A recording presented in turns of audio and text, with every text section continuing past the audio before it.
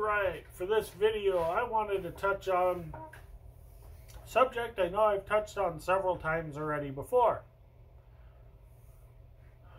Your username and password is a very, very important thing. When you get to your physical security of your computer, your workstation, your server, whatever, there are passwords you can use that are pretty much unbreakable. I don't really refer to people using these a whole lot, but it may be an option for you. You have passwords that are set in the BIOS of your computer. Your hard drive password, your actual password to log into your BIOS. A hard drive password is a very strong way to lock down a computer. It's a really nasty one to try to get around. You really can't get around it, because when your computer starts up, before it does anything, it asks you for your username and password. Then it goes through your BIOS settings and goes to your hard drive and boots up. And then it'll give you your username and password that you can then use. Only time I used that was on a laptop.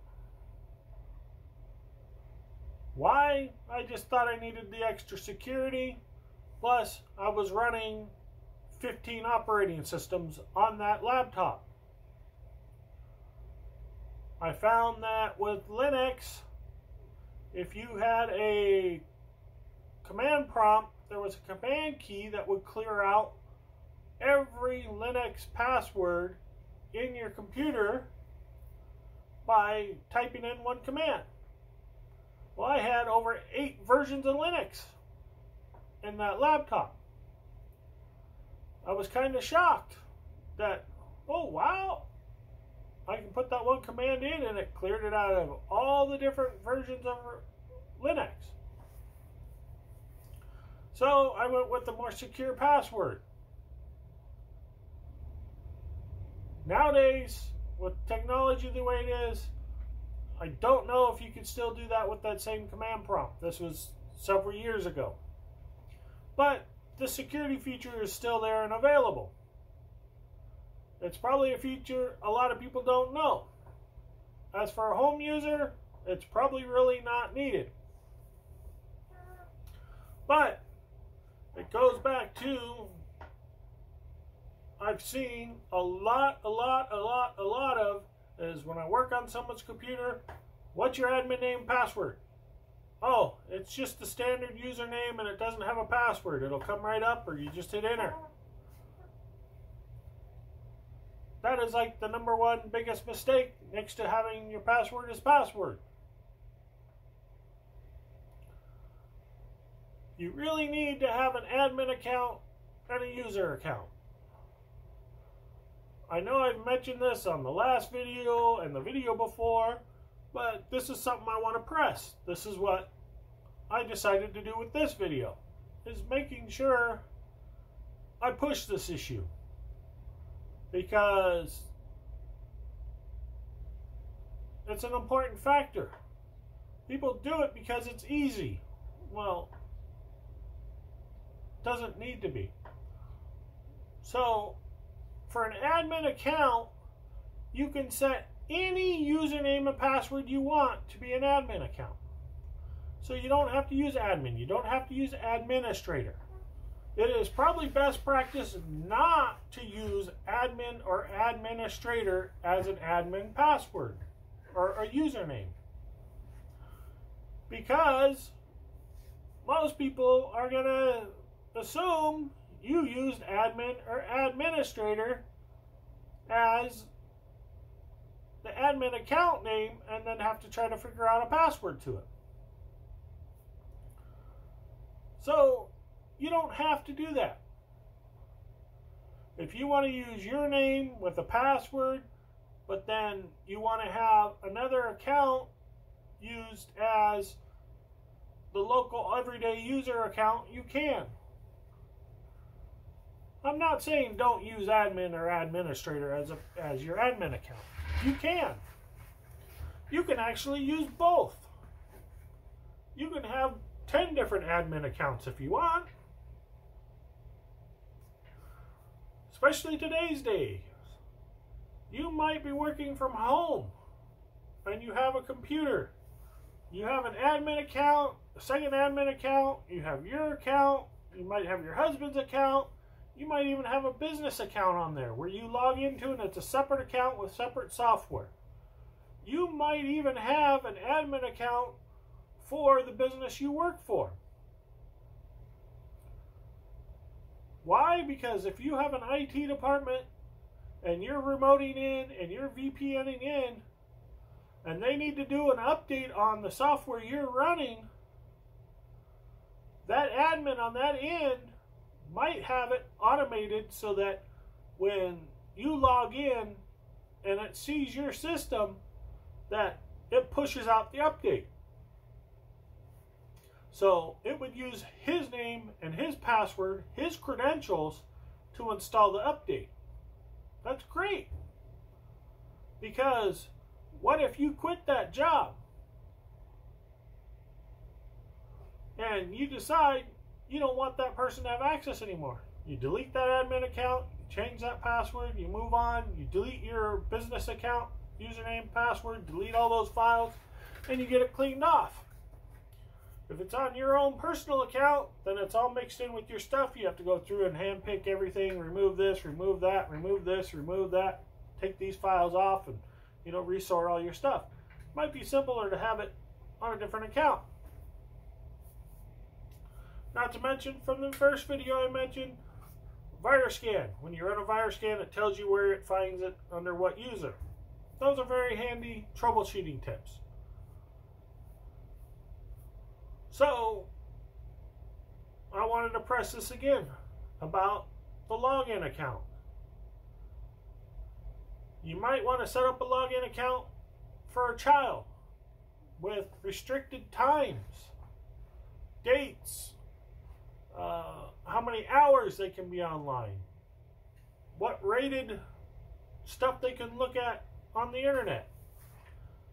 That's very nice to have on a child's account, that the child has a username and login for that account,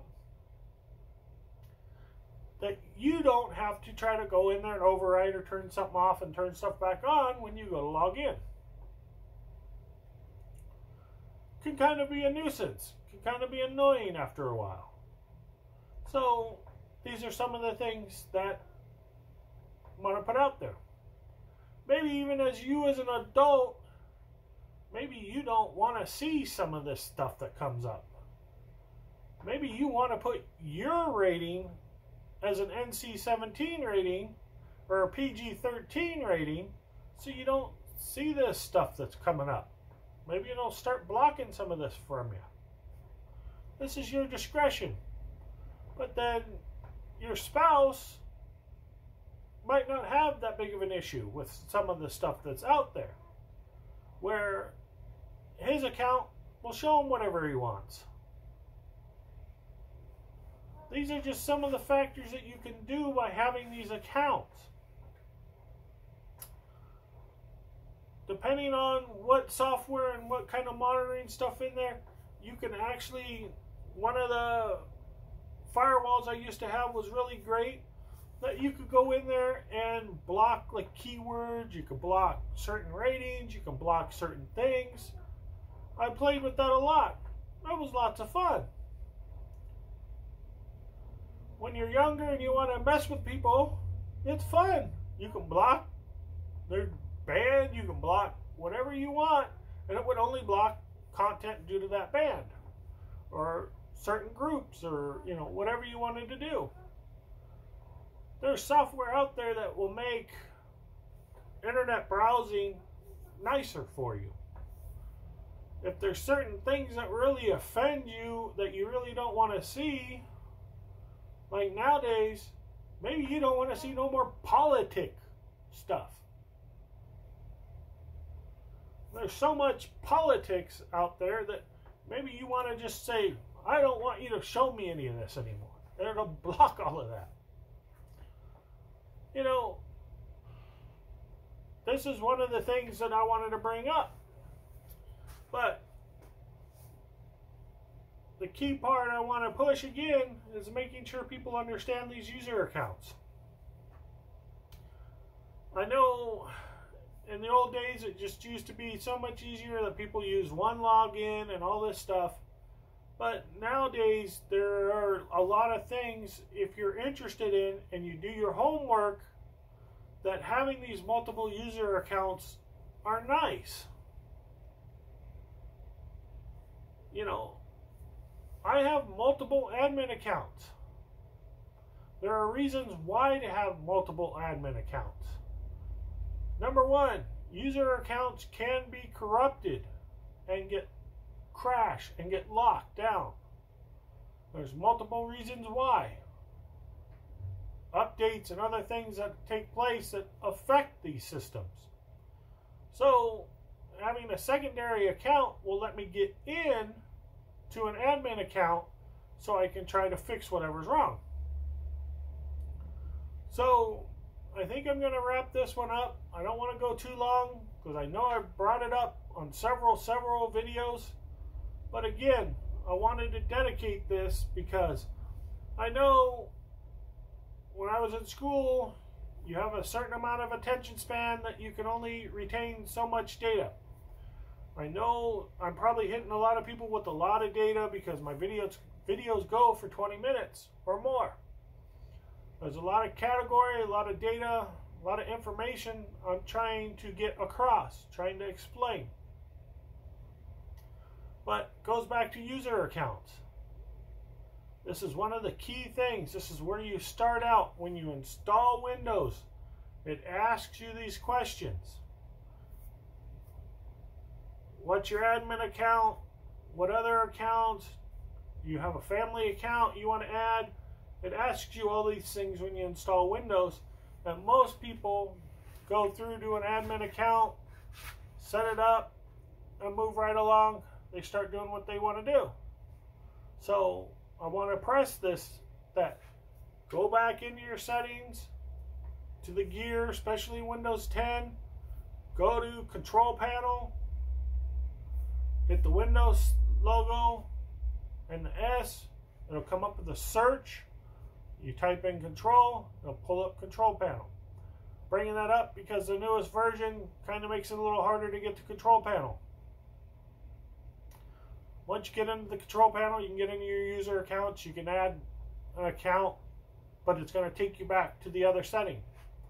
But that's also where you go in to manage the accounts, change the user priorities of if it's an admin, if it's a user account, or whatever you want to do. These are important factors.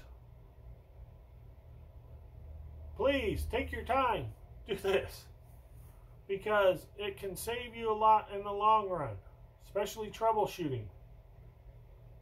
That you don't affect your admin account by something you're doing on your everyday use. If you insist on you want to be an admin on your everyday account, please set up a secondary admin account. Because in case that profile gets corrupted, you don't have to clean install and lose everything. You can try to get in by your admin account, your secondary admin account. I've seen it also where people have their primary account is their admin account and they have a secondary account that's a standard account and they're using their admin account. Goes back to if that admin account gets affected and you cannot get logged in and you get logged into that secondary account, guess what? It does not have the permissions to fix anything. Sometimes you can get lucky and log in and give it the credentials of the admin account and it'll work. But depending on how badly the OS is affected, you might not be able to. So this is why I'm doing a whole nother video on your login accounts. I know I've pressed it, and I've pressed it, but I'm hoping people get this because I don't want to get involved in another call or another service call to someone or trying to help someone because they didn't follow this. Because what I'm going to tell them is just do a clean install, reload, start from scratch. Hopefully you had a backup. If you had a backup, that gets you some of your data back. It's funny because a lot of people that I've dealt with this scenario don't even have a backup. So they're not following any of the best practices. And that goes back to watch the videos I have posted. Best practice, user logins, all these security ones that I'm posting right now. Because these are important. Even for a home user, these are very important information for you to know. Because it goes back to other videos. If you don't know where this technology came from, you don't know where you can go with it. It's important. You don't know what the next gens can be if you don't know what the last gen is. If you don't know what the current generation is. It's very handy when you go to shop for stuff to know what you're looking at. That's why I'm doing a lot of these videos, is to educate. That's why I have these really old, very somewhat newer technologies just to show. Is to educate, to let people know. So make sure you hit the comment, subscribe, let me know. If there's something else you want me to cover on login, leave the comment down below. If I need to do another video, I'll do another video on logins. Alrighty, I think I'm going to wrap this one up. I've gone on very long for a key point that I've covered probably 3 or 4 times already, but I wanted to make sure I had a standalone on this issue. Thank you.